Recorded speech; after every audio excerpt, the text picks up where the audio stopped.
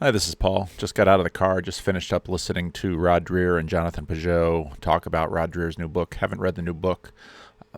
I've been following Rod Dreher for quite a while. It was through Rod Dreher that I found Jordan Peterson. I have no idea how I first stumbled onto Rod Dreher's blog and why I first started reading it, but I've read it over the years, for a number of years, read it every day.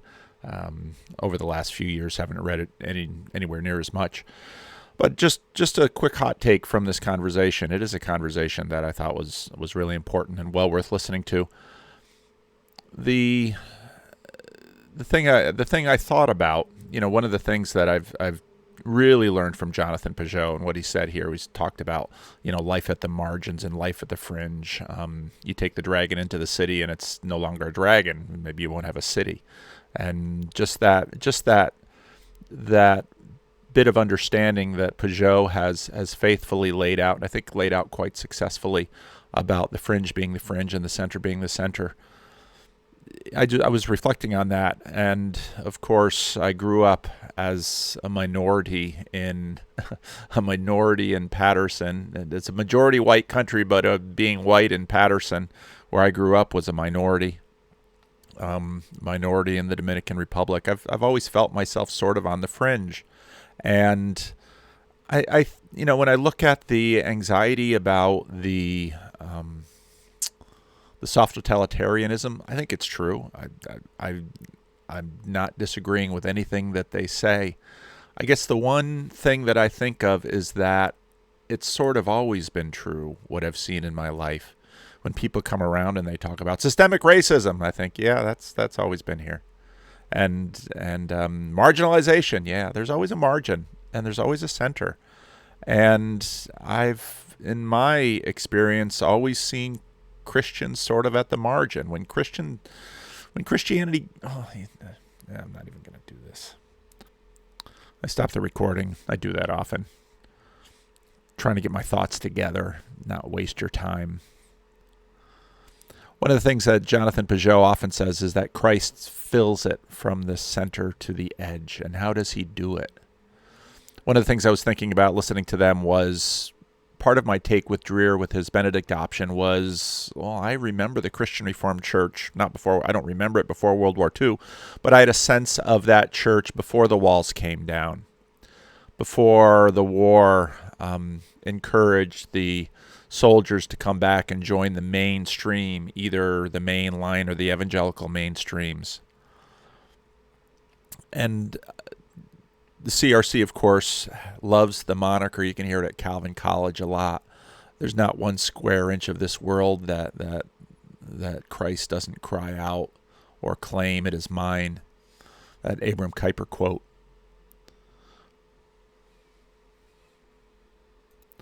I guess what I'm trying to get at is the kind of dominion that Christ rules over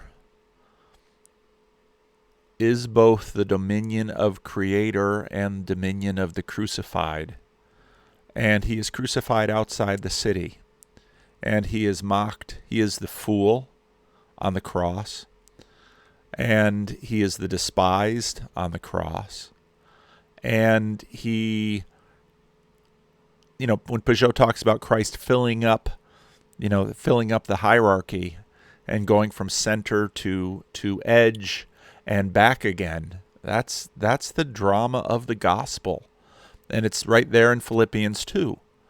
It goes from the he who did not consider equality with God something to be, and then English translations of the Bible always struggle with how to characterize this. The latest NIV is something to be exploited or used to its own advantage, or Christ fills and conquers. But and one of the things I really liked about this conversation is it had the sense of, okay, so some Christians who have been used to being at the center, you're going to feel what the fringe is like.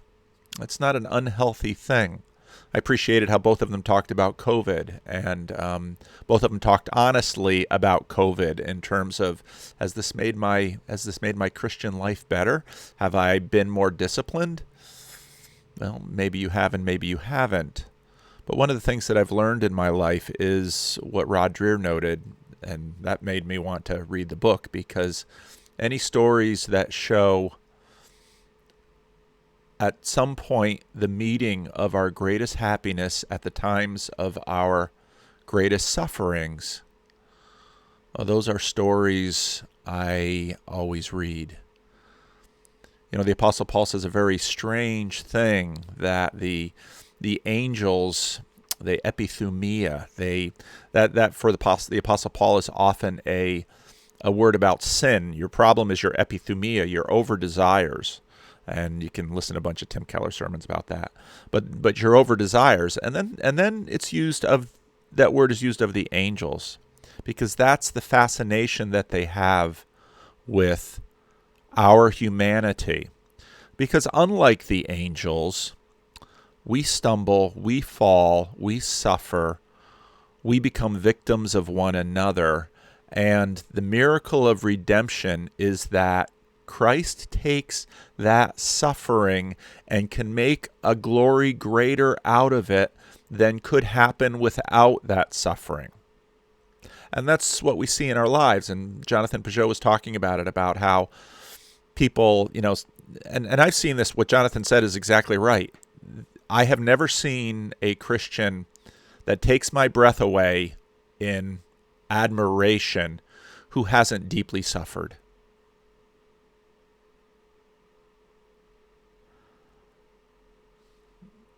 That's what the Christian life is like. So, yeah, thank you both for the conversation. Thank you for being honest.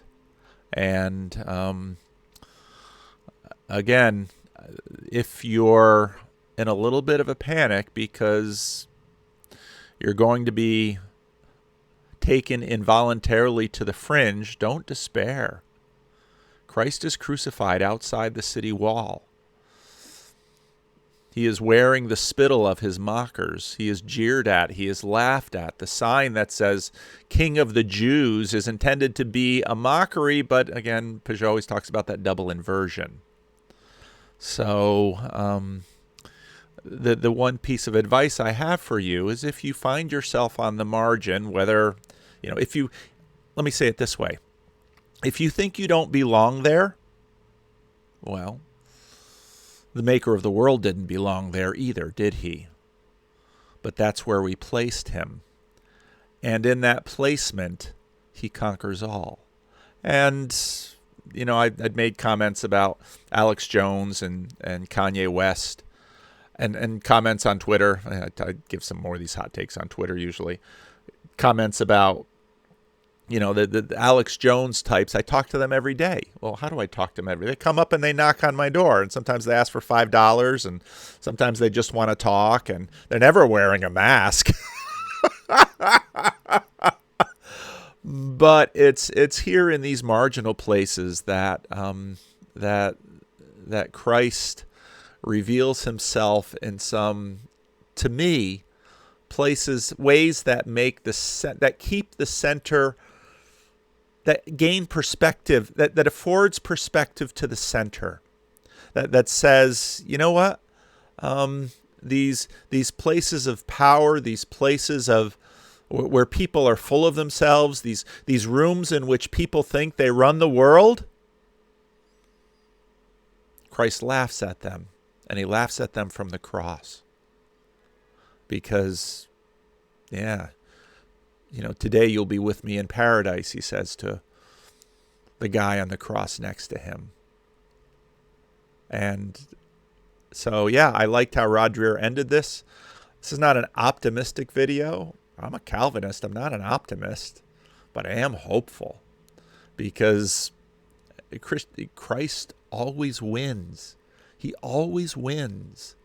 And you can beat him. You can crucify him. He always wins. And that's why I find the atheists thinking they know everything, and I find the homeless and the street people and the fools, never an atheist among them. And again, I'm not bringing the dragon into the city. All of the misery and all of the chaos and all of the madness. I mean, I can talk about it for a long time, but that's part of the reason I love ministering in places like this, because, yeah, Christ plays in 10,000 places. And if you really want to watch him play sometimes with joy and humor and a wry smile and glory, go outside the city where they're crucifying people. Be amongst those who dare to stand. Not that you're necessarily going to, I mean, look at, he's welcomed into Jerusalem on Palm Sunday, Hosanna, Son of David. By Friday, another crowd is yelling, crucify him. And then he's on a cross. That's the story. How can you hold the center and the margin together? Only Christ can. Do you want to participate in that?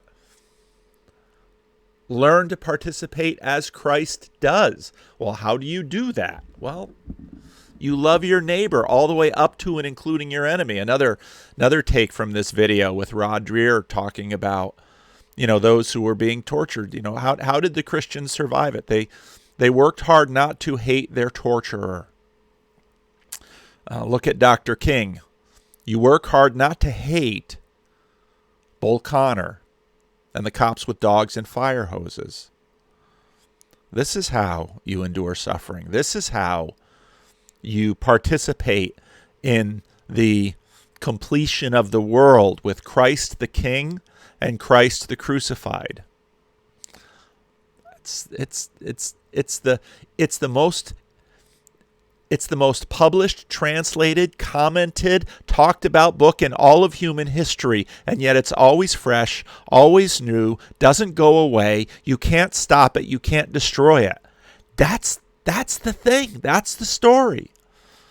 So, yeah, listen to the interview.